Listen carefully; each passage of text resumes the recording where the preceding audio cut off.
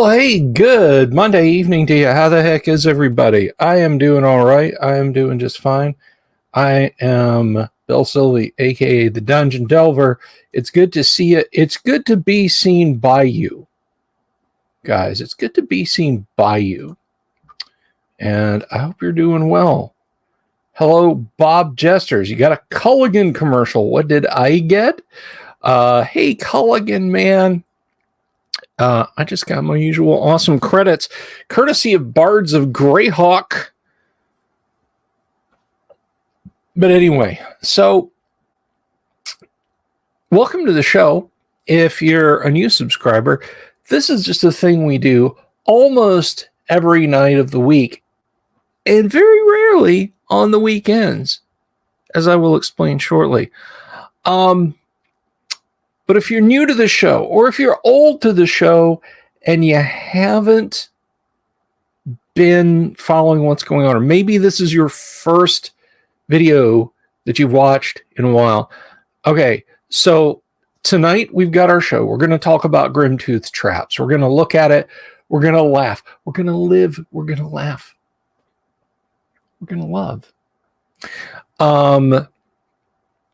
Tomorrow night, little bit of show preamble, and then we're going to play some live streamed first edition Advanced Dungeons and Dragons.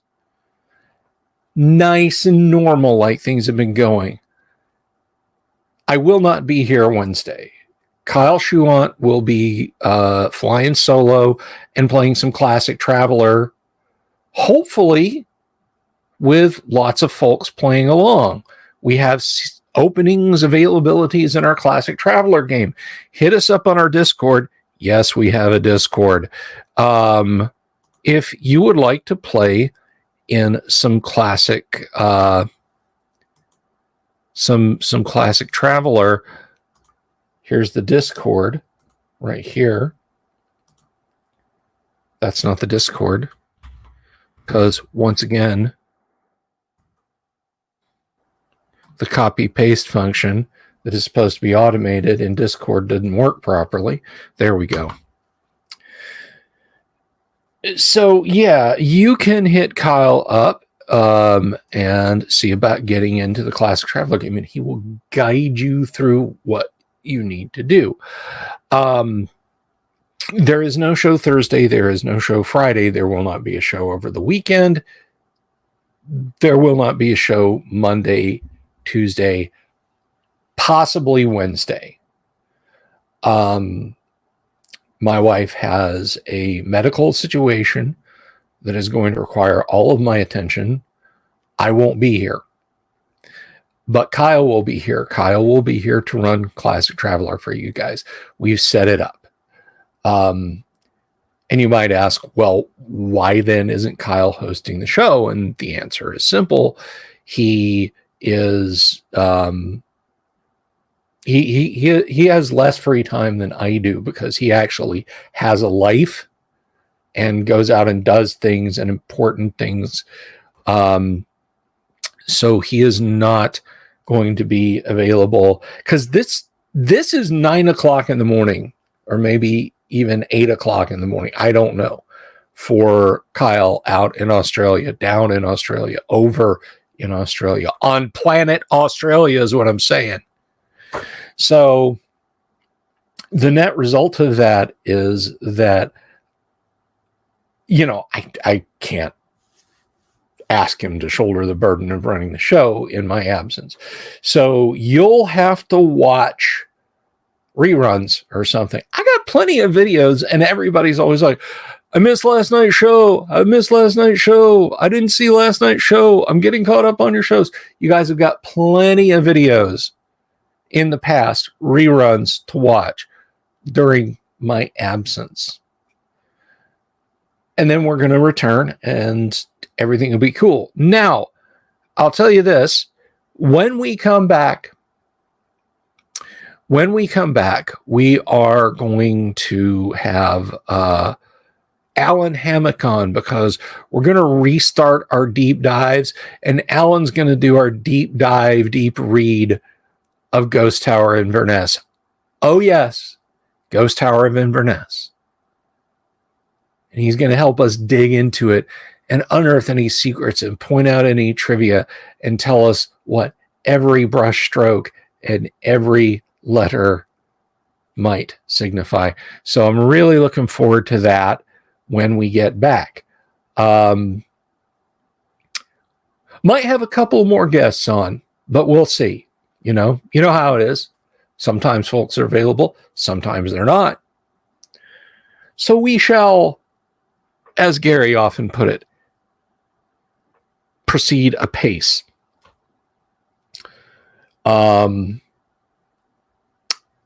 I return. Also, coming up, and I thought I would have a lot more time to build up the hype on this, but because of the current situation, tonight and tomorrow night are really the last time for a week you're going to hear me about this. If you're going to be in or around the Orlando area and you want to go to a gaming con, you might consider checking out Conquest on the 20th. I will be doing a one-man panel at the at Conquest, and it's basically kind of I'm taking my show on the road. I'll answer questions and I'll talk about me because I love that, but I'll talk more about classic D&D because I love that even more. So if you're going to be in Orlando, check out Conquest on the 20th. I'll get some more details between tonight and tomorrow and let them know.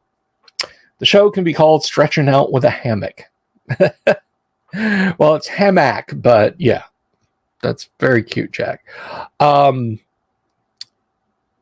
by the way, just a State of the Union, we are at what are we sitting at here? We are at,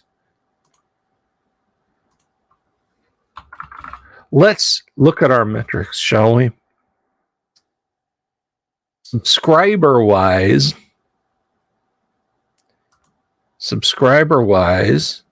switching over to YouTube Studio.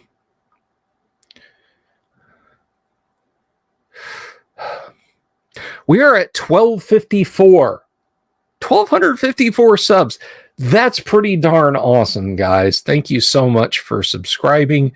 That's like 100 in 2.5 weeks, which is pretty amazing.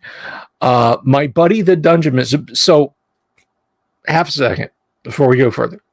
If you're new to this channel, if you're new to the oldest sphere, the classic Dungeons and Dragons cinematic universe on YouTube, check out my buddy, the Dungeon Minister, and subscribe to his channel. He has a fantastic channel of basic and expert adventures. He does crafting. He's got like short videos that you can actually like stand to sit and watch, unlike mine, where you're locked. It's like, well, he's playing classic D&D. I guess I'm not doing anything else tonight. So yeah, please go subscribe to the Dungeon Minister. He's at 932. I would love it if he could get over 1,000 subs before the end of August. It's a big stretch, but please get him over 1,000 subs. He's an awesome channel. It is definitely worth your time. So let's get him there. Let's get him there. Subscribe to the Dungeon Minister, please, and thank you. And that would be awesome. So that's what's going on in the world of YouTube metrics. Oh, and subscribe to Jack Photon. But anyway, to move on, tonight we're going to take a look at something that's always worth a chortle. If you're new to classic fantasy role-playing games, one of these little jewels, one of these little gems that popped up back in the Wild West days from 74 probably till about 85, before things really kind of started to ossify and gel. Heard what, Jack? I don't know what you're talking about. There's a little company, and they're still around, called Flying Buffalo. No, they don't have anything to do with Avatar: The Last Airbender. They were first. Avatar was many years later. Hello, Dungeon Minister. It's good to see you, Padre. Yeah, if the hair's down, I'm either having a nervous breakdown or I'm just in the groove. Anyway, so Flying Buffalo, Ken St. Andre out there. Now, look, I am in no way an expert on Flying Buffalo, Tunnels and Trolls.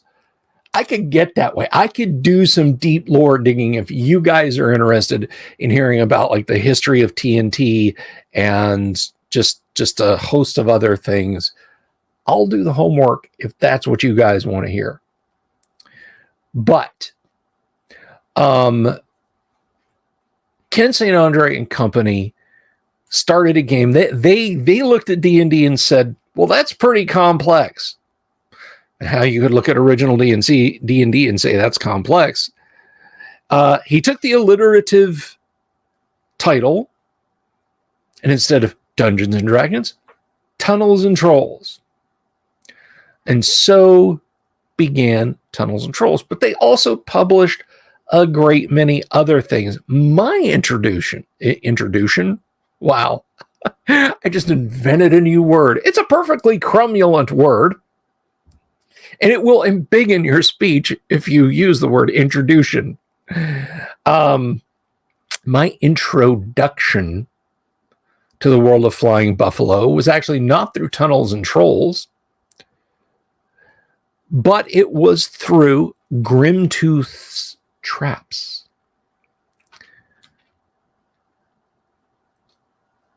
GRIMTOOTH'S Traps is a series of books filled to the brim with user and player submissions of the most ridiculous, over-the-top,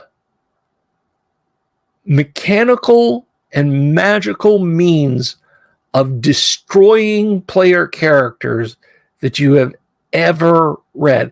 They took the lessons of never give a player an even break and, play up to the hilt against the players. They took those lessons and they cranked them up to 11. Now, I'll talk about this a little bit more as things go on. I personally think they kind of took away the wrong things, the wrong lessons from stuff like Tomb of Horrors and even just the advice to dungeon masters, and went from, well, let's be a tough but equitable challenge to kill the bastards. Kill the bastards, kill all the bastards.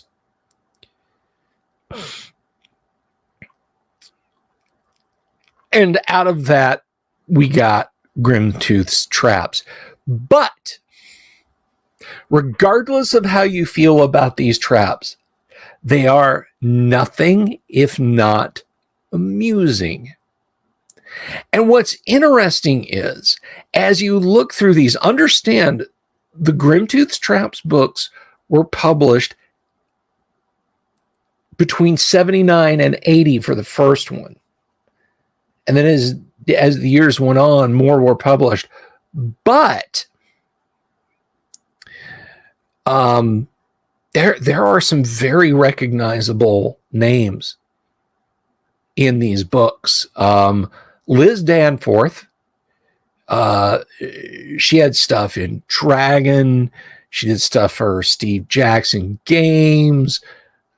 Just Liz Danforth is a titan in tabletop gaming, in my opinion. Artist, writer, creator. Mike Stackpole. Mike, I created massive chunks of the Battletech universe. Stackpole had some of his early materials in GRIMTOOTH'S Traps. And others. And others. So without further ado, let us take a gander at GRIMTOOTH'S Traps and see what lays in store. Now, the cover really kind of says it all.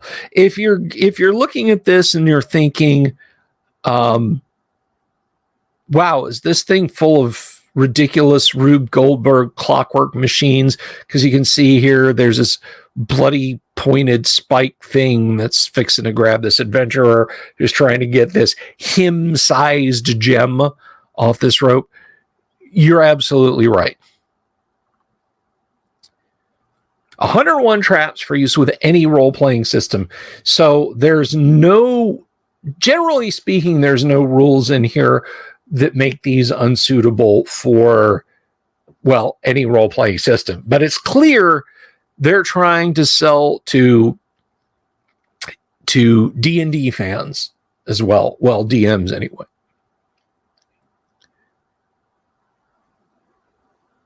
And there's a big warning label, big faux warning label on the cover there.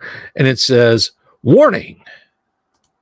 Unauthorized disclosure of this material may contribute to the unjustified survival of adventurers, delvers, and player characters, and may result in serious damage to the deadly reputation of the game master. This is their All System Catalyst series, which I don't know of anything that was outside it. A compendium of catastrophic traps, sinister snares, engines of evil, and deadly devices, with passing comments made on a folio of fearful fates, in all 101 ways to influence adventurers, delvers, tunnelers, and player characters, edited by Paul Ryan O'Connor, illustrated by Stephen S. Crompton, published by Blade Books, a division of Flying Buffalo. And this is something important. Like, I honestly, under the circumstances and the time, feel like this was probably a good addition on their part. The traps in this booklet are designed for game purposes only. Actual construction of these traps might prove harmful, and such construction is strongly discouraged. Now, you might wonder, well, how would somebody make a trap that could rotate a floor 180 degrees and drop players onto a trampoline that would then throw them onto the ceiling, which is covered in spikes? You know, you try and make stuff foolproof, and the world just makes better fools. So this came out in 81. This is Flying Buffalo. And by the way, yes, you can get these in PDFs. I actually have the omnibus edition that I was talking about the other night, a physical copy of it. But this is a PDF. There are better PDFs than this. I bought this a long time ago, and the scans have gotten better. So you might wonder about Grimtooth. What or who is Grimtooth? Grimtooth is a troll of Tunnels and Trolls type, not the stooping idiot intelligence regenerating green rubbery monstrosities of nightmare from AD&D. But he is a troll who has devised his own traps, but beseeched game masters for their deadly traps. And he has a foreword. And then it's broken into sections: room traps, corridor traps,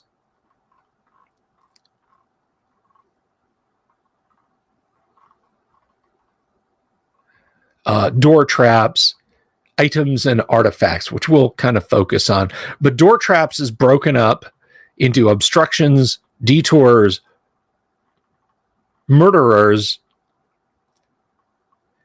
and step and die. And they all have very interesting names here. The infamous wheel trap, Roman amphitheater trap, slider spiker, lobster trap, the deluxe center post, the dastardly lava room, Hoover-matic trap. The bigger they are, is it the Piccolo or is it Memorex, and so on. So let's take a look. Oh, and things. We have things that don't fit anywhere. And the 101st trap, which we'll hopefully get to. So let's take a look at Grimtooth's introduction. As you can see, very different looking fellow than your AD&D troll. Greetings and welcome to my book of traps. Assembled herein are 101 of my favorite traps gathered from the four corners of the earth and presented for your approval. These traps are the work of a host of distinguished contributors, each a dungeon master extraordinaire. Right there, pinching the D&D AD&D title. In short, I feel you'll find this to be the most entertaining collection of traps you've ever laid eyes on. Besides, if you don't like my book, I'll rip your lungs out. I've organized this volume of traps into easy to distinguish chapters, which we've seen. With each, I've provided only the basic mechanics. It's up to you to fill in the blanks as to how much damage or what level saving roll seems appropriate for each device. Hence the generous notes column I provided on each page. Pencil in your reactions there. To give you a general gauge by which to determine approximately how destructive a trap is, I've assigned each trap a deadliness rating, a series of skulls printed near the trap in question. The more you see, the deadlier the trap. You will find that the traps in this book will range from causing broken fingers and wounded egos to forcing almost certain death. Also note that you can increase or decrease the punch of a given trap simply by altering its consequences. This will, of course, depend entirely upon your mood and circumstances. By filling a pit with an obnoxious smelling green dye instead of boiling oil, you've essentially altered the trap, yet the delivery system remains the same. With a modicum of monkeying around, you should be able to make any of the traps in this book leap through hoops for the edification and bemusement of delvers who journey through your dungeons. Then again, my traps are perfect as is. You'd have to be some sort of pinhead to want to change them. Thus, without further ado, I hereby present my book of traps. Enjoy it or die, mortal. And then we have a little word from the editor, Paul Ryan O'Connor. Editing Grimtooth has been an experience and a pleasure of pain. Before seeing Grimtooth's manuscript, and he's kind of sticking with the meta-narrative here. The Grimtooth's a real person or creature, and he's going to edit this for Grimtooth. I would have never believed that there are so many ways to ensnare, humiliate, redirect, or otherwise destroy your average dungeon delving slob. But ways there are indeed, and their number is uncountable. Uncountable because this book really only scratches the surface. For every trap printed in this book, there were 2 that were left out. For every trap that appears here, I could develop at least 5 variations, each of which could be called a different trap in and of itself. Each variation spawns a series of sub-variations, and so on. I've tried to present Grimtooth's best stuff here. Indeed, my job as that learned troll's editor was really one of organization more than anything else. Most of the creative or destructive work has already been done by Grimtooth and his contributors long before the manuscript for traps ever reached my desk. Still, many of the traps presented in this book have seen substantial change and reworking since they were originally submitted. I apologize in advance for any displeasure this may cause to the original contributors, but I assure you that any changes made were ones necessary to preserve the overall format of the book. Besides, most of the changes were made by Grimtooth, and I refuse to be held accountable for his decisions. In any event, I've always felt that the best editorial forwards were those that ended quickly, so I hereby pass you on to the bulk of the book before you. I can only hope that reading this book of traps will give you as much pleasure as it did me. Enjoy. A little bit of art there.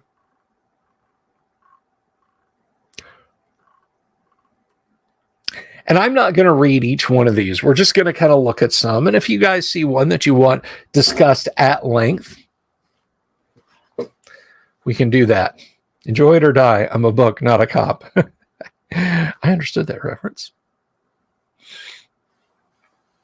The room trap is probably the most feared type of Dungeon Doom device.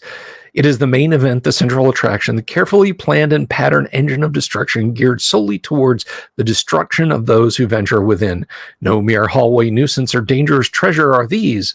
Room traps are thoroughbred delivery systems of dismay, designed only to kill. By their nature, room traps are often the most contrived and detailed of traps. They are also the most fun to employ.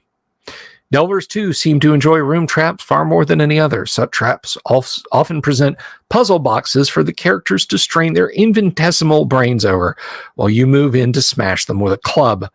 A good time is thus guaranteed for all. Use these traps carefully. An overabundance of room traps can slow your pacing to a crawl and will disrupt the character's interest in continuing the adventure. When used correctly, however, room traps can prove the finest of challenges. And right off the bat, we have a 4-skull trap. Here's our notes column over here. And then there you see the 4-skull rating. Now, this is one. Okay, I want to pause for a second here because we've let the book talk, and I've kind of talked a little bit about it. A lot of these traps, even the very deadly ones, like I don't recommend you use at all, ever. Just because they're too weird, they're too convoluted, and let's face it, really smart players are going to see them coming a mile away. Like, if your trap requires on a big mechanical wheel on a ramp, your party is going to take every precaution for that. It might be nullified right away. Whereas a simple 30-foot deep pit with spikes at the bottom and an undercautious party, overeager, might just step right on it.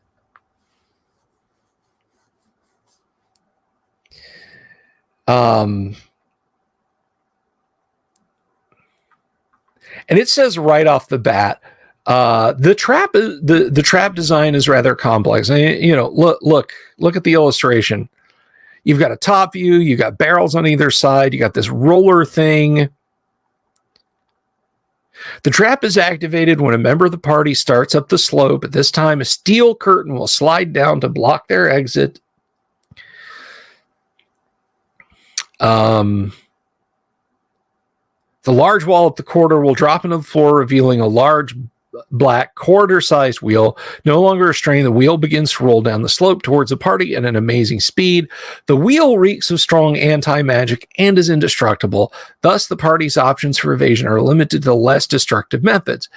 They can scramble over the barrels into the small rooms before the wheel reaches them, or they may attempt to leap into the trench running up the corridor, hunker down, and allow the wheel to pass overhead. Okay, the fun is just beginning. It passes over the characters in the trench unless they're giants. But those characters will be horrified to see that there's a second wheel rolling down the trench just a few feet behind the first. The only way to escape is to leap back out of the trench, something that should prove considerably tougher than simply jumping in. The characters, the characters that escape the wheels by rushing into the side rooms aren't out of the woods. The barrels of liquids are intended as crash cushions to prevent the wheel from doing horrible telltale damage to the back wall of the room. They'll collapse scientifically, slowing the wheel enough so it will still crush any character caught behind it, but won't damage any major structural. The barrels, of course, filled with acid.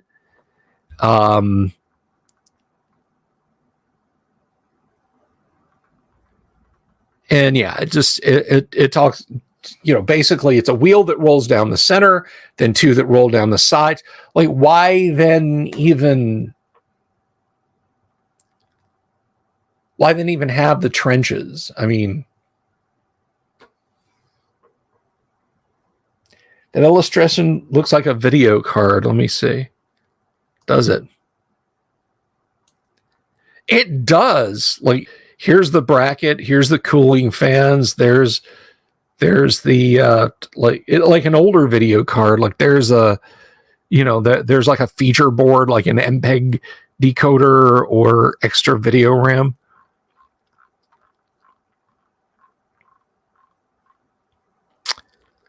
I will just look at a couple more room traps and then just kind of slide along. We got the Roman Amphitheater trap, which looks equally convoluted, but it's only 3 skulls. Designed by Betty Kopf. Hello, Betty. It's a rather obvious one, but it's great for visual effects. The amphitheater is dominated by a crouching statue that bears a huge golden globe on its shoulder. It's 5 feet in diameter, weighs in the neighborhood of 5 tons, and is worth 50,000 gold pieces. The amphitheater floor is an enormous, finely balanced lever. When a weight is set upon the floor, such as a dungeon party, the lever will shift, causing the pole within the main amphitheater structure to rise and dislodge the golden sphere. The ball will bounce down the steps into the midst of the party. The globe makes quite a prize, but getting it out of the dungeon will prove a problem. Reducing the globe to a more manageable size would ruin the quality of the sphere and would drastically reduce its value. We have this weird, illusory spring-loaded trap. The slider spiker trap.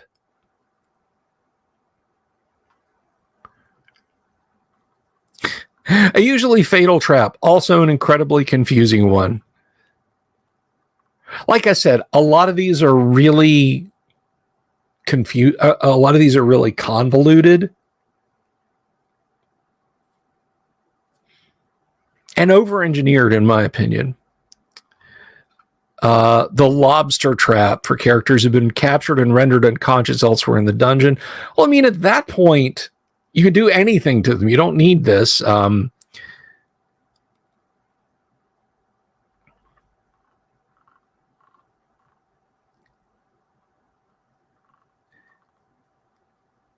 There's your illustration. They can try and climb out, and then, just all sorts of terrible things happen.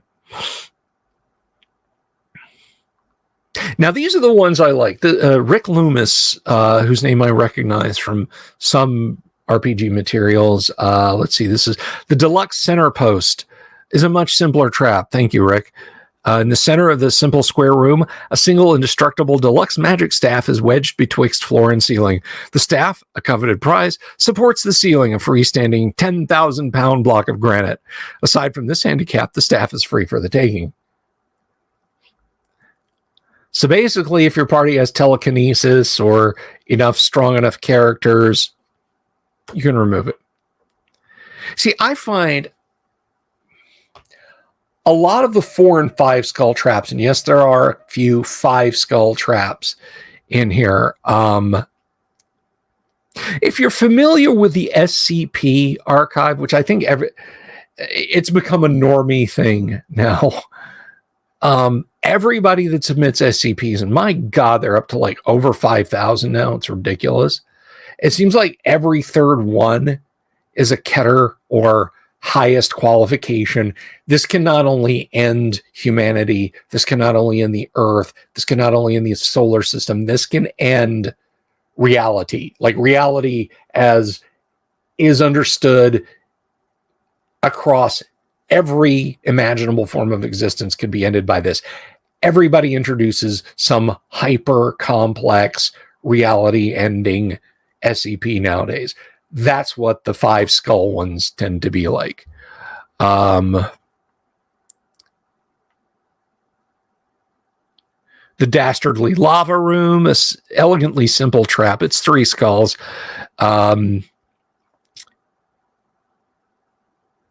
Several mounds of glowing and imperceptibly growing lava. Regular exits through standard doors, easily accessible. A medium-sized tunnel leads from this room. At the end of the tunnel, the delvers can clearly see a sign. Exactly what it says is indistinguishable. A character who journeys down the tunnel will see that the sign says, "You blew it." When they turn around, they'll see that the lava mounds have moved behind him to block the tunnel entrance, leaving him hopelessly trapped. Well,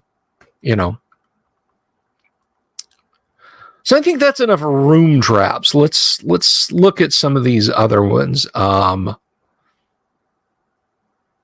See, I mean, this is just so convoluted. Like, who literally this one, your character, what is this? The one that got away. It requires players to sit or stand on the end of a pier and pick up a fishing pole. Requires characters in a dungeon to fart around with all this so you can propel them into the ceiling via giant spring. Or if they hold on to the fishing pole, whip them onto sharp coral. I agree with you, Dungeon Minister. I try to approach the Grimtooth's Traps books much as I would Murphy's Rules.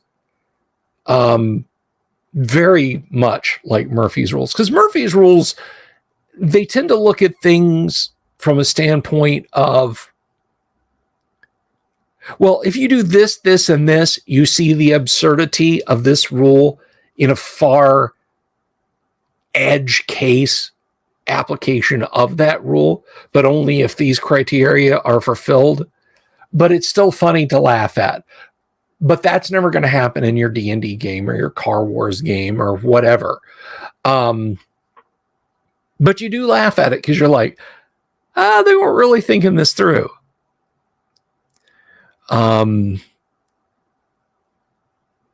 Like one was like some early microcomputer game had like your population doubling every 6 months or something in your empire or something like that. And they figured out, the writers of Murphy's Rules figured out that would only work if the women were pregnant, like continually pregnant with 12 children each.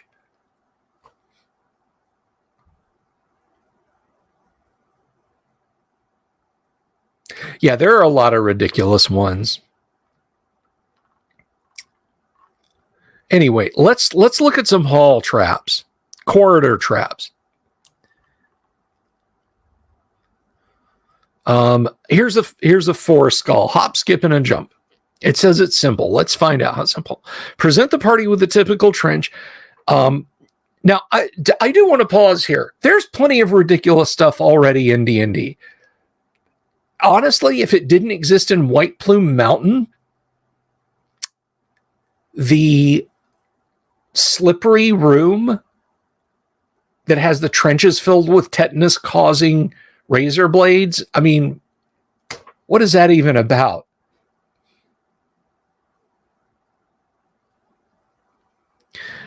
So anyway, hop, skip, and a jump.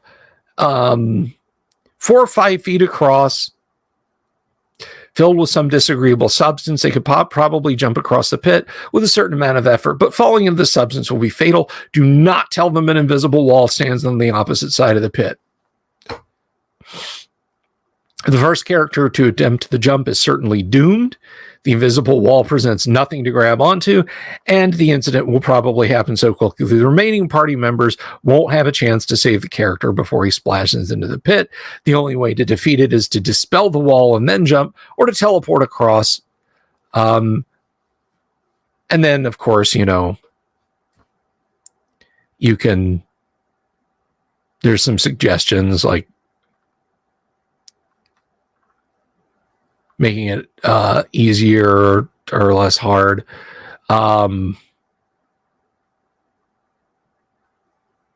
There's a gooseneck filled with carbon dioxide.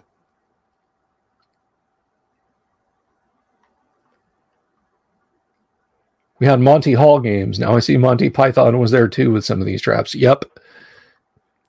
And again, I'm not laying any special like shame on you, Flying Buffalo, because again, White Plume Mountain, the magic spheres, the geyser room. I hate that geyser room. You know, there's a turnstile. Pretty much all the traps in White Plume Mountain, as much as I love it, and I do love it, would not be out of place in Grimtooth's Traps.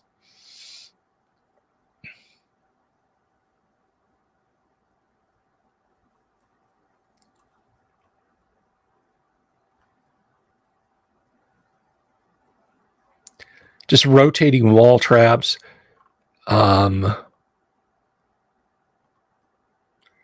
Archer's Tunnel, which is just weird.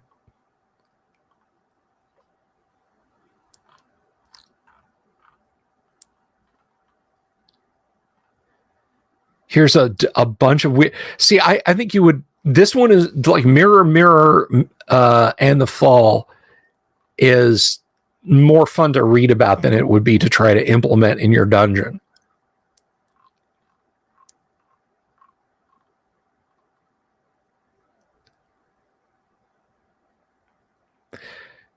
David McConnell has Magnificent Marble Misadventure. Unadorned set of curtains hanging across a dungeon corridor. When they're disturbed or parted, a large door swings down from the ceiling behind the party, releasing a supply of oil-coated marbles. The characters will probably have a hard time keeping their footing at this point and might even end up falling into the pit on the opposite side of the curtains. At the same time, the marbles are released from the ceiling. A hopper on the opposite side of the corridor opens, spilling still more marbles onto the floor.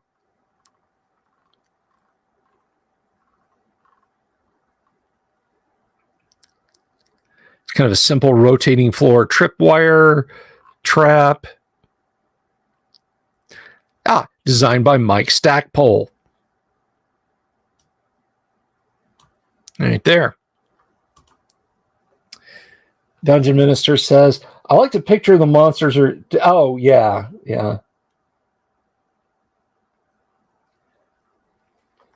There's an Oglaf strip. It's one of the like 1 in 9 Oglaf that are actually work/family safe. A party is they're entering like a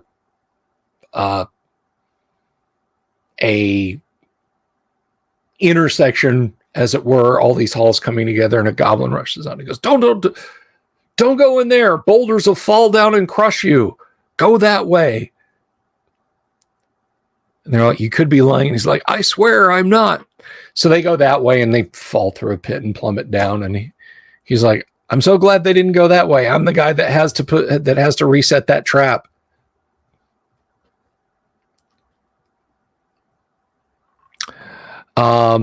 Let's see.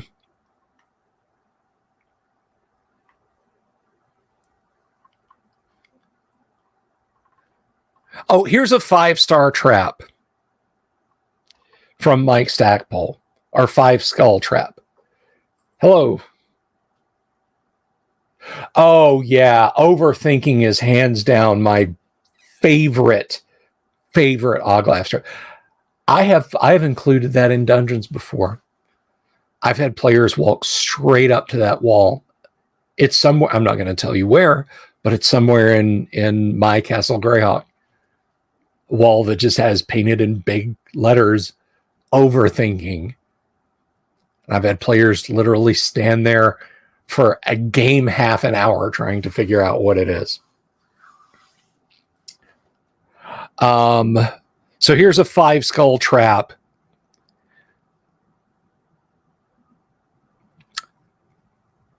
Look before you leap combines magic and monsters to do terrible in. Inform the delvers they sense magic coming from the corridor ahead of them. A detection spell will reveal a pit beneath the floor hidden from view by an illusion. The delvers, not wishing to be surprised by whatever lurks in the pit below, will probably cast a magic spell to dispel the illusion. Lurking in the pit is a Gorgon. So they dispel the illusion, look into the pit, they get turned to stone. That's more like a 3-skull to me, not a 5-skull.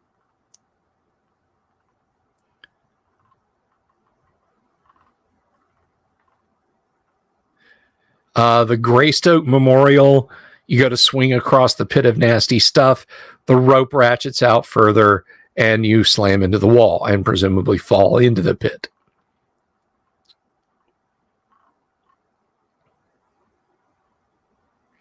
A rude surprise when you find an house. Are you frantically making notes over there, Dungeon Minister? Are your boys going to curse me forever for this? And then we have this, the entire section of hallway rotates and dumps them into a pit and then rotates back. Let's look at magic items. We've looked at corridors. Let's look at magic items. The second book of there's traps 2, traps 4, and traps 8, spelled ATE. But Traps 2 TOO has my favorite trap, which I personally think is a 5 skull trap. And it's a simple one. The Amazing Ginsu Chute. It's a slippery metal tube at the bottom of a pit. You know, you fall in the pit and then you hit the tube and you start to slide, and it divides halfway down. From floor to ceiling, the division is demarked by a razor sharp blade. Slices you in half.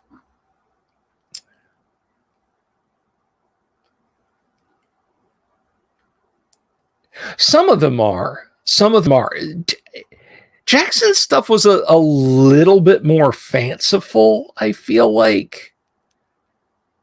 But no, I definitely see where you're coming from, Halsey.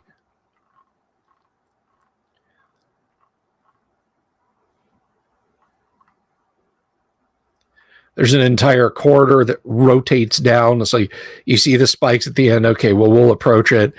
And then it just snaps down and you fall.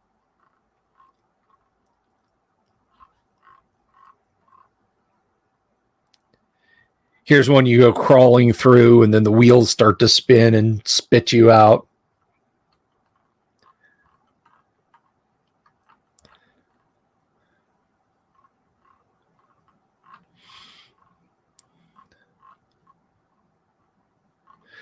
Here's a short one. The von Hindenburg Chamber. This trap is a reversal of the Delver extinguisher. Hey, this time the invisible walls seal off a deep pit of hydrogen. The stair and corridor arrangement remains unchanged. When the wall is breached, the hydrogen flows out of a pit into the corridor, creating an inferno about any character carrying a lit torch. How's this for trap? You open a door to see a 20th level fighter. He shoves a sword through your head. Direct and to the point. So stuff, magic items. Let's look at that.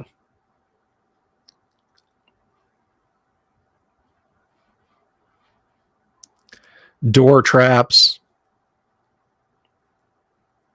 These are the nasty ones because I could think some psychopath might actually try and build some of these. The guillotine door trap.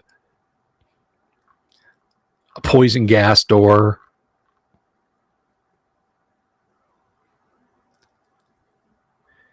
You kick in the door, it releases a spike into your bag.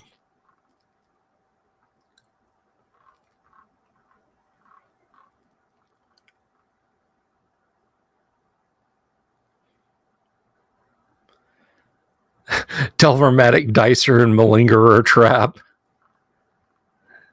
I mean, look at that. Look at that. We don't even have to talk about it. Look at the illustrations here. Let's zoom in.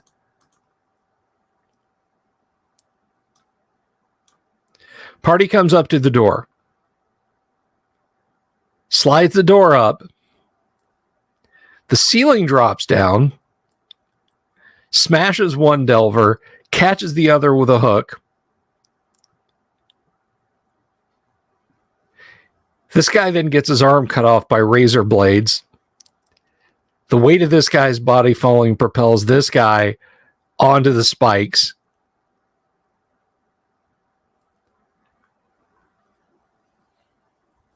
It's convoluted and ridiculous. All right. Come on.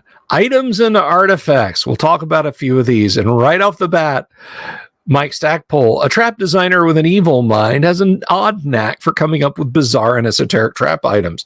An example of the sort of the treasure you can expect from Mike is exhibited with the Hot Rocks, a necklace with a twist found in a fountain of water. This chain of precious metal set with 6 round stones and a diamond. The diamond is enchanted with some vaguely beneficial magic, perhaps the ability to breathe water or undertake limited flight. Nothing too powerful. The 6 stones of the necklace are phosphorus, an element that will burn after prolonged contact with the air. The water in the fountain insulated the necklace from the air, preventing combustion. Shortly after, Delver removes the necklace from the water and places it into his or her pack. The phosphorus will undergo a heated transformation. The diamond remains magical regardless of what happens to the phosphorus stones.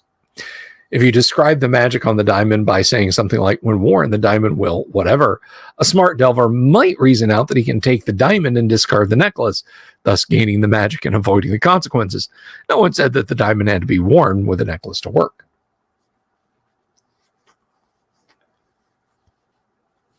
Oh, that's a good one, Robert. What was the first trap Gary used? I don't know. Dave was kind of the guy who took them into the dungeon, so maybe just simple pit traps. I mean, your basic engineering pit, tiger pit, that sort of thing. Those were used in the Vietnam War, which was winding down when the fantasy games that would become D&D were being created and played. So it may well be those. But good question, though. A four-sculler, the nefarious nymph statuette. Behind a waterfall stands a grotto or alcove enchanted with latent magic to remain perpetually dry. Within the grotto sits a mound of treasure. Resting atop the treasure is a beautiful statue of a water nymph. The statuette is made of a silvery white metal and stands about 2 feet tall. It is obviously of great value. It was sculpted from sodium, an element that will combust on contact with water. When the characters carry this back through the waterfall, it will almost certainly become wet and explode.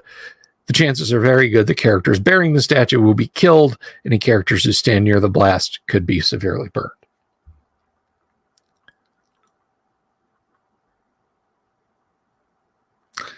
Magnesium torch. Oh, that's just fucked up.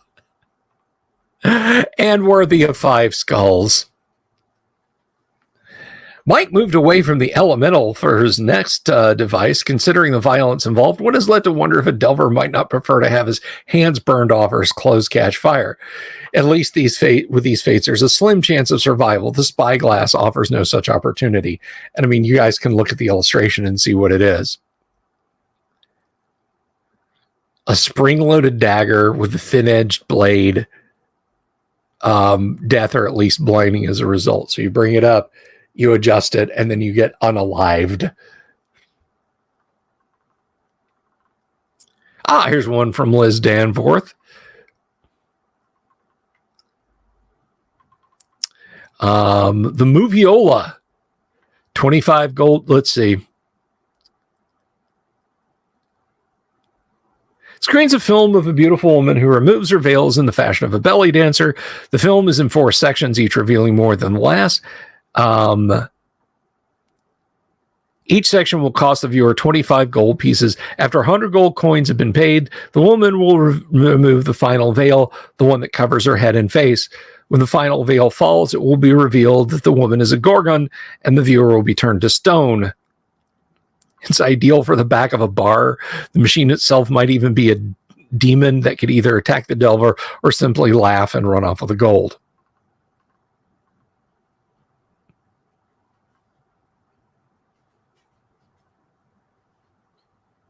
Here's one that's a little more sci-fi attuned. The spyglass is the original lightsaber for stupid people. Love it. A diamond of considerable value, nothing less than 8,500, belonged to an extraterrestrial traveler who implanted a tiny electronic device in its center to protect it from thieves. When anyone, except its attuned alien owner, picks it up, the jewel will cause everything the delver wears to heat up at an alarming rate. This causes progressive damage to the character. If the gem is carried for more than 10 minutes, there is a significant chance his metal armor will melt and his poison flasks will boil over. It's technological, therefore it radiates no magic vibes. Can only be turned off by throwing away or have the delver strip himself of everything but the gem, leaving nothing for the diamond to heat up.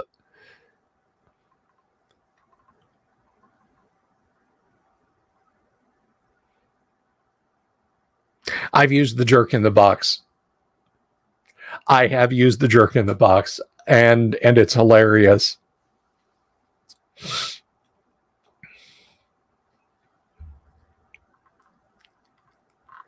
Basically, it's a jack in the box. You turn the handle, and you get punched in the face. 1d6. Poof.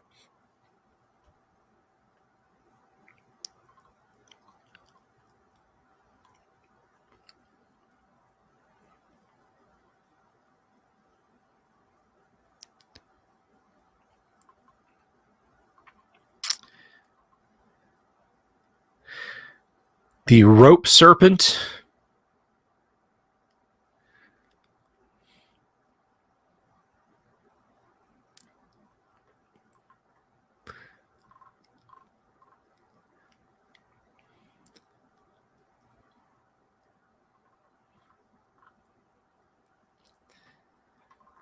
Let's see. The rope serpent, I think we can talk about that one.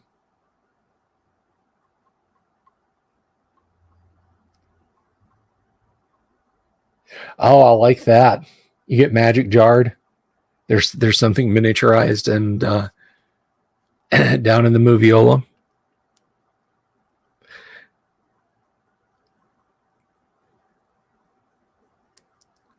Characters may put the rope up to use whatever they choose. When they are done, it is hoped they will store this rope in their equipment pack for future use. That's when the fun starts. A little while later, minutes or hours, whenever is convenient, you put this trap into action. The character who carries the rope should be handed a card that says, the rope you've been carrying is, in reality, a very rare rope snake, and while you've been traveling along, it has carefully wrapped itself around your neck, or carefully and silently. Don't be surprised that this went undetected. These snakes have been doing this sort of thing for hundreds of years and have gotten quite good at it. There's a minute chance you might survive this encounter, but don't bother screaming for help as the snake has tightened around your windpipe and speech is impossible. Fight for your life. The game master should implement the character's battle with the snake. The other party members can attempt to aid the choking character if they notice something is wrong. Usually the character will be dead long before the other characters realize something's happening. I don't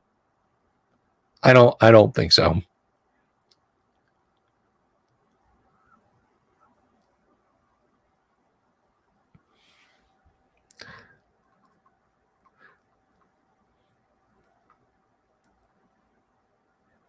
So it's a speak down is a bottle of blue liquid labeled Blue Rose, bottled by the Voiceless Ones. No magic can be detected from either the bottle or its contents. In fact, the liquid smells like a fine wine. A mixture of rare and powerful chemicals known only as kryptonite. The mixture, when imbibed, causes an instant paralysis of the vocal cords for a duration of not more than 12 hours. Let's roll a d12. 4. Any character drinking from the bottle will be struck dumb. The person playing the character is restricted to making gestures and writing notes. He may not speak again. With a bit of luck and some crafty maneuvering, there's a good chance you could trick the party leader into drinking from the bottle. This will force the usually quiet characters to speak up and might even lead to the doom of the big mouth.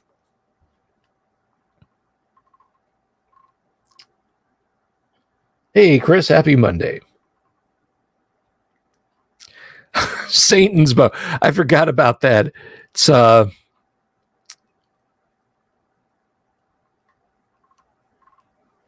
diamond dust studded wire. The bowman goes to pull back and it slices off their fingers.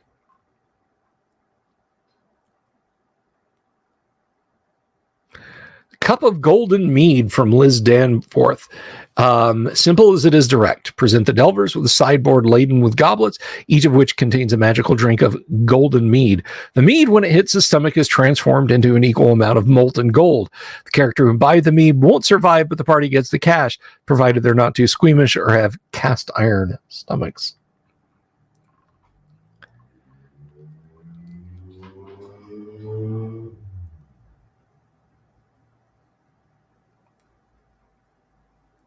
Poison spikes in finger holes of bowling balls. Van Gogh seashell that slices off their ear and teleports it to a loved one.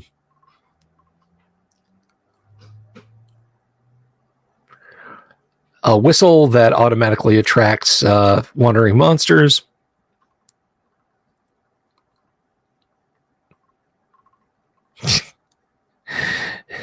Finely crafted throwing knife that's a boomerang. An axe that's got a backward firing spring-loaded spike in it.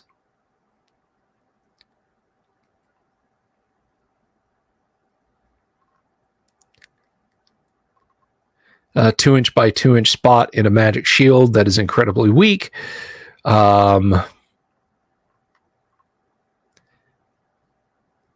Scabbard with the bottom few inches are a vial of breakable acid. You put your sword in there and your sword is destroyed. Iron Maiden helmet. That's just a torture item. Morning Star that fires all of its spikes at everyone.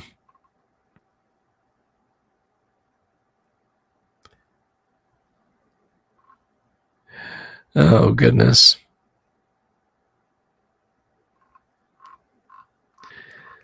So that's, yeah, here's things that don't really fit anything else. Little peephole you look through and you get a spike driven through your eye.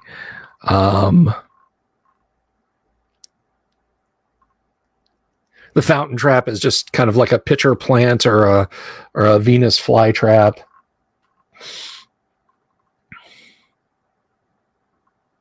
I think these are monsters. I mean, the floor creature, that's a trapper. As is the fountain. I mean, these are just mimics.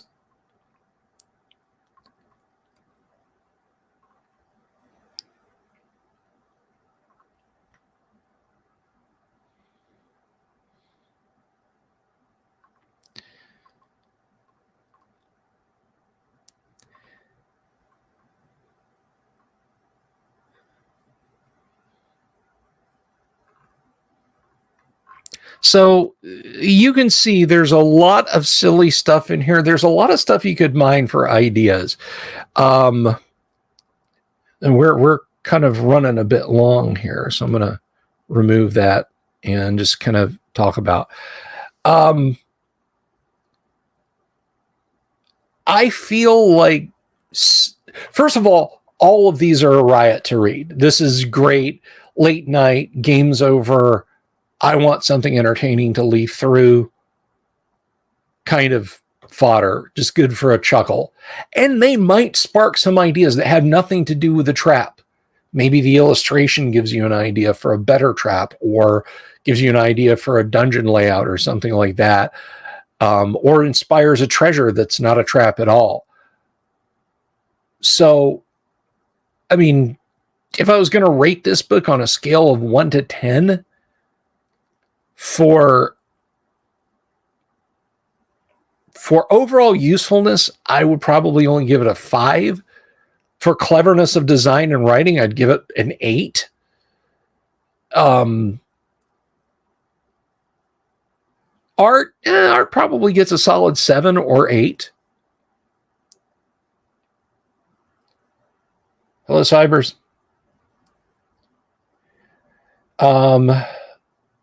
And, you know, Jack, I feel like, I mean, and as far as the actual traps themselves, yeah, I would like a 3 out of 10. Ultimately, some of these traps, and it only gets worse the further along you go in the series, because the traps that are truly lethal are truly ridiculous and overwrought. Like, okay, get an alarm clock, set it at the table, start counting. Now, a geared mechanism is going to roll forward every third, not second, not fourth tick of the clock. Keep track of this. When the delvers weighing more than 2,500 pounds get on the far side of the floor, this gear, and I'm just like, man, come on.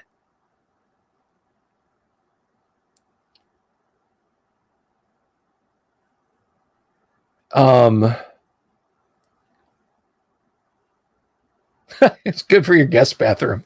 I like that. It is good guest bathroom reading. Especially if you have a lot of non-gamer normie friends who come in. They're like, what the hell is this? Because there's no like, oh, roll a dice or anything like that.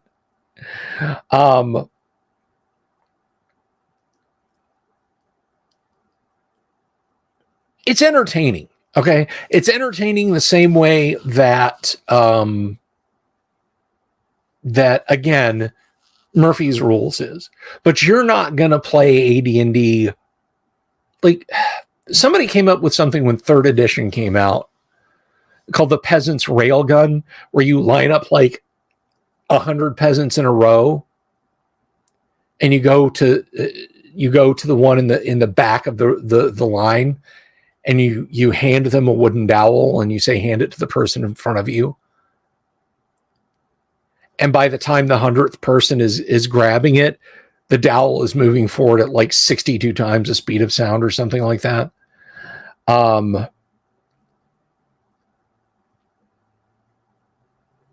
Yeah, I kind of feel like they were too, Halsey.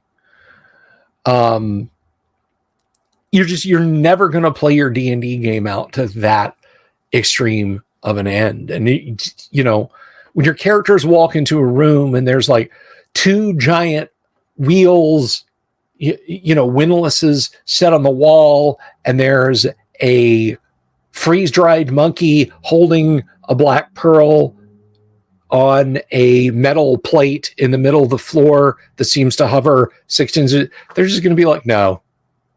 Can we go another direction? And that's a lot of the stuff that the GRIMTOOTH'S traps introduce, I think personally, to the detriment of a game. And I feel bad for anyone who maybe had a DM who used this as a module.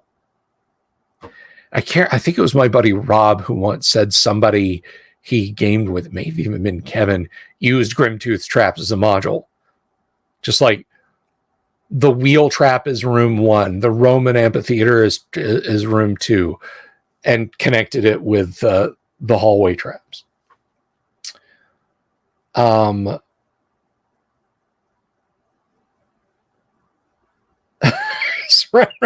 toilet seat 3 skulls. Absolutely. I think a good 1 skull trap, if you had the money, would be to have a guest room where you had the floor done up like a ceiling, like even with popcorn tile, and a light fixture put in the middle, or a ceiling fan or something like that. Even have the door put on upside down, and furniture and carpet put on the ceiling. If you have a friend who drinks to excess, when they wake up, say, oh, you can stay in the guest room, lead them in there. They wake up in the morning. You hear a scream, you run in, and they're clinging onto that light fixture for dear life. So again, they're a fun read. Are they worth it? I think they can be inspirational reading. For practicality of traps, the Dungeon Master's Guide in the traps section really does better in terms of what traps can do. Some of these can be inspirational. Some of these can be fun, for lack of a better term.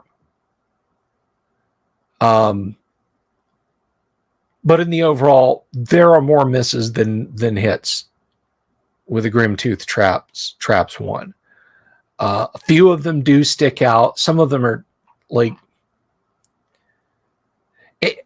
if you guys want to hear more ridiculous traps, like me to go through and just point out like some of the, kind of golden raspberry award winning traps in Traps 2, let me know in the comments or over on the Discord.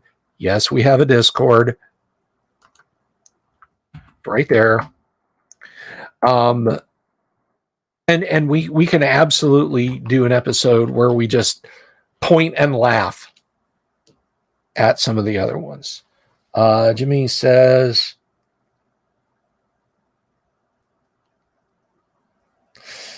they use GRIMTOOTH'S traps like the Tomb of Horrors without all the narrative context, atmosphere, Gygaxian charm. Sounds like they hate their players. It may have been. Again, that was a story from ages ago. That was a story from ages ago. I don't know the outcome of it. It may have been a tongue-in-cheek statement like, yeah, it was such a tough DM. He used GRIMTOOTH'S traps as a module, or they may have been sincere. It was quite some time ago. But yeah, I mean, the moviola can be fun. And I'm not afraid of putting like clockworky kind of stuff in my dungeons, like the Moviola. And I'm all about subverting player expectations too. Like, obviously, deadly traps. Like, that's a deadly trap. We're never going to touch that. Like, case in point, in Temple of Elemental Evil, there's I think it's a Triton that is in a, it's somehow magically shielded, but it's in a pool.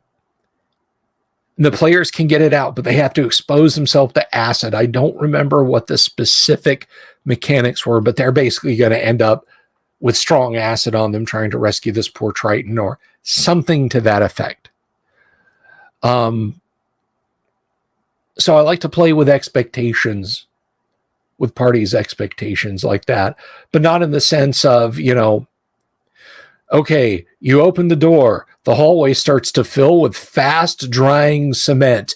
Meanwhile, you can leap into the room, but there's a demon with his Gorgon girlfriend waiting for you to rush in. What do you do?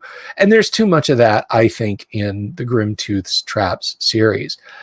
Now, I'm not a person who says, well, Dungeons & Dragons is very serious business and you must always be serious, serious, serious, and everything has to be grim, grim, grim. Because if I was that person, I would be the Warhammer Fantasy Roleplay Delver, or the Rollmaster Delver, or the Mork Borg Delver.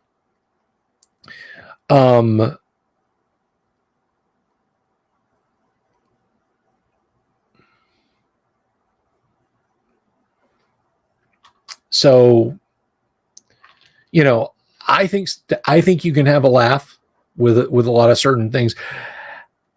I just feel like there's a lot of times when, and not all the time. Let me be 100% honest, not all the time. But I think there are a lot of cases in GRIMTOOTH'S Traps where it's kind of like being stuck with the kid who had never heard of and who finally saw Monty Python and the Quest for the Holy Grail and just keeps repeating the jokes over and over again. Jack's saying, I don't go for clockwork tech myself. I don't mind it as long as it's not getting ridiculous. Like I would totally put some of the clockwork traps or encounter areas, not even necessarily traps, from Castle of Cagliostro in my D&D dungeons. But I know there wouldn't be cars and other technology, but just because I think it's really, really cool stuff. There was something I was getting totally not on the subject of GRIMTOOTH'S Traps. I think we've said all we really can about GRIMTOOTH'S Traps, but if you guys want me to feature Traps 2, Traps 4, Traps 8, any of the other GRIMTOOTH'S Traps books on, again, you can hit me up on the Discord, or you can leave a comment over here in the comments and say, you know, yeah, I would really like you to talk more about that.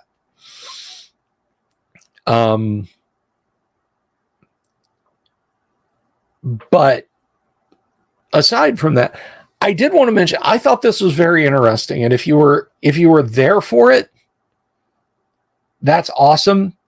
And I was going to mention this at the beginning when I was talking about the new subs we've gotten. Hi, welcome. So Saturday night, I don't even remember what time it was, like 10 o'clock or something. I dragged my chair over here, switched on StreamYard, and just started streaming.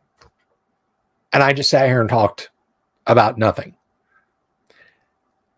I think we peaked out at like 20 people in the audience, which, I mean, for me, that's huge. That's like big numbers for me. We had guests on. Like Don McVitie came on and showed off his gaming library and stuff at the end, and we just chit-chatted and that sort of thing. I just wanted to see if, not if, are you guys paying attention, but would YouTube send out notifications? And if it did, who would show up? So it's kind of an interesting experiment. And I went through and I turned on monetization and this, that, and the other after the fact. But we had a lot of fun. I'll do that every now and again in the future. If you weren't here, don't worry. You can watch it again. It's on YouTube.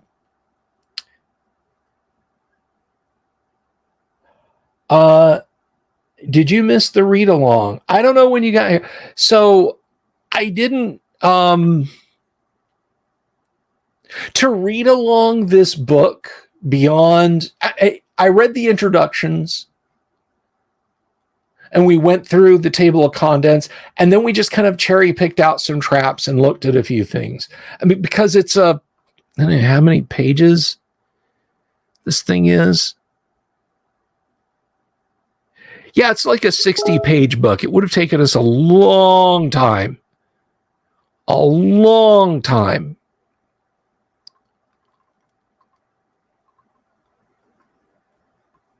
to go through this, more than just a single episode. So there was some preamble, Jimmy. There was Jimmy Invictus. There was some preamble. But you can go back, when the stream is over, you can go back and go through it.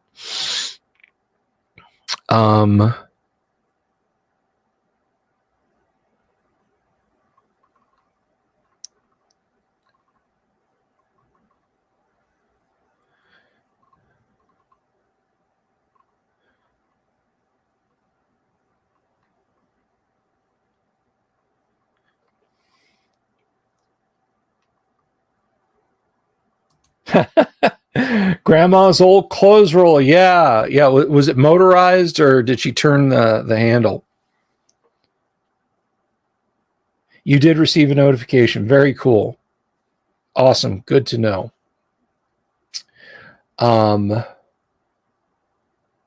Zipper. Ooh, yeah. Dungeon Minister. Ooh, definitely for sure.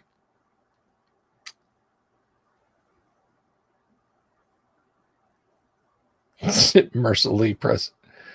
Yeah. The board of iron and Ning.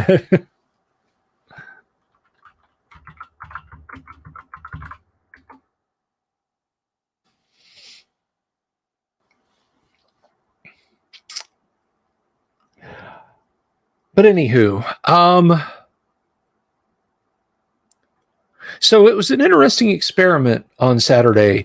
And as I said, I didn't do that to try and exclude anybody. Like, I know these people won't be here. I was literally like, I'm going to be sitting here with like 5 other people, like a big dork for the next 90 minutes. And I looked and more people, then more people, then more. And then I had a big audience. So I talked, just ran my mouth about stuff. We talked about gaming and people asked me gaming questions and I gave answers and it was dumb fun. I didn't really have a plan. You can go watch it and see what I mean. But I just thought, I do these like for an hour and 20 minutes. This one's probably going to run about an hour and a half. And I will be gone for a few days, maybe a week. I thought I would just kind of give a little something extra and do an experiment just to see what would happen. Stephen King wrote a story about that, a sentient laundry press. Yes, the Mangler.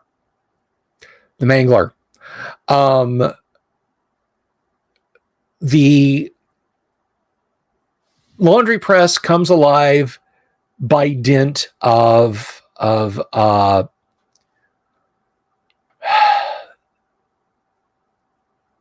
It gets grave dust in it because it launders. It's an automated like launder, steam, folding, cleaning, whatever. Grave dust and belladonna from one of the town's undertakers. A young woman who works at the laundry loses like the tip of her finger.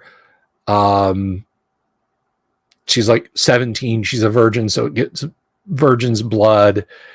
And it's basically like all the stuff you need for an evil sacrifice. And then it becomes sentient and kills a couple of people and tears itself off its foundations. And in the end, like,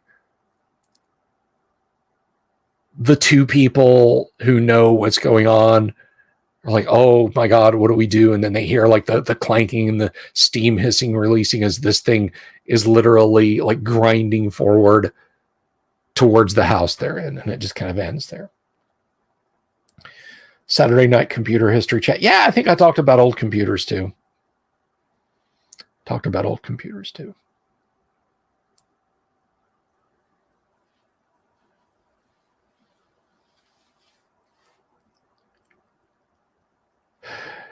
My Iron Ning comment showed up in chat.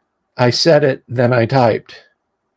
Well, yeah, that's what I did. I said it first and then I typed it. I didn't type it and then say it and then it appeared in chat.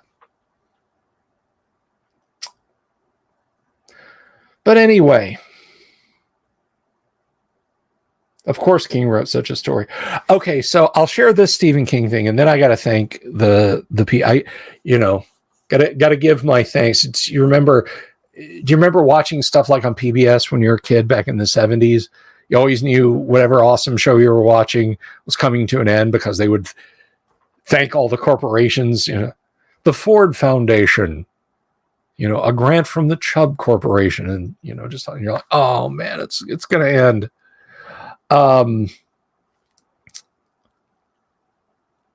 But there's an episode of The Simpsons where they go to like a book festival and Stephen King is there. And he voices himself in the show and talks about I'm working on a historical novel. Did you know that Benjamin Franklin used electricity in his experiments to torture people and open a gateway to hell? Stephen King eventually did write a book on that very subject. One of his later books was just that. The man is a joke, and he turned into self-parody a long time ago. Sorry, not a fan of Stephen King beyond his works in the early 80s. Anyway,